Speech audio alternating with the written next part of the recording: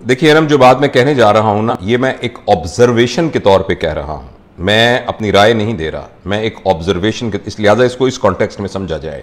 देखिए, हमें किसी तरीके से ये समझ में आ गई है बात कि जो चीज़ हम खुद नहीं कर सकते, हम पैसे के ज़रिए उसको करवा सकते हैं।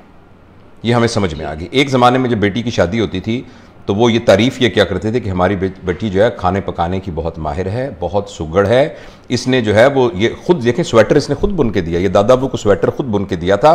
घर के सारे काम कर लेती है, जो शलवार में डालने वाले नाले हैं वो भी खुद बुन लेती है। तो इस तरह के क्राइटेरियाज पर हम ये कहते हैं सौमो सलाद की पाबंद है और वगैरह वगैरह, ये क्राइटेरिया होता था। अगेन मैं आपको बता रहा हूं, मैं ये नहीं कह रहा क्या सही है क्या गलत है क्या होना चाहिए, मैं एक ऑब्जर्वेशन बता रहा हूं। अच्छा, उसके बाद हमने ये सोचा कि ये जो घर में कपड़े धोने का काम है ये तो हम किसी माई से करवा सकते हैं।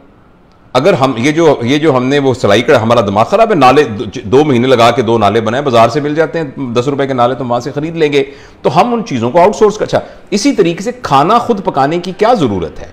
जब आप बहुत ज्यादा पैसे कमाएंगे तो घर में खानसामा रख लीजिए, या आप ये कीजिए कि ऑनलाइन मंगवा लिया कि पैसे, आप एक टेलीफोन करेंगे तो आपके पास खाना आ जाएगा। ये हमारा माइंडसेट बन गया है कि हम हर चीज जो हम खुद कर सकते थे अब हम उसको आउटसोर्स कर सकते हैं।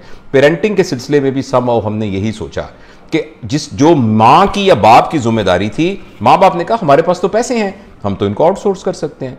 अगर खाना मैं पकाता या पकाती और सब घर वाले दस्तरखान पर बैठ के खाते तो वो रिप्लेस हो जाएगा खानसामे के खाने से, मगर जो उसके साथ एक वैल्यू सिस्टम ट्रांसफर होता था वो इत्तेफाक से खानसामा या फूड पांडा आपको नहीं दे सकता।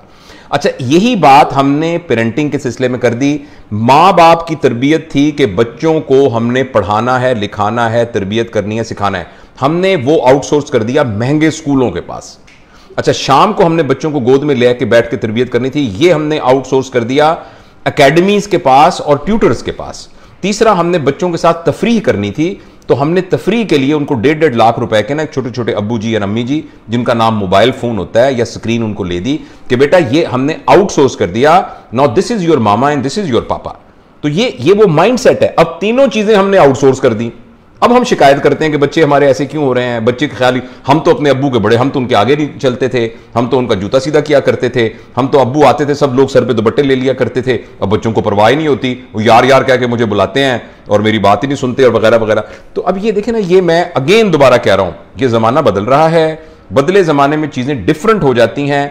बहुत मुश्किल है ऑब्जेक्टिवली कहना कि वो अच्छा था या ये अच्छा है, लेकिन डिफरेंट है। लेकिन जब कुछ चीजें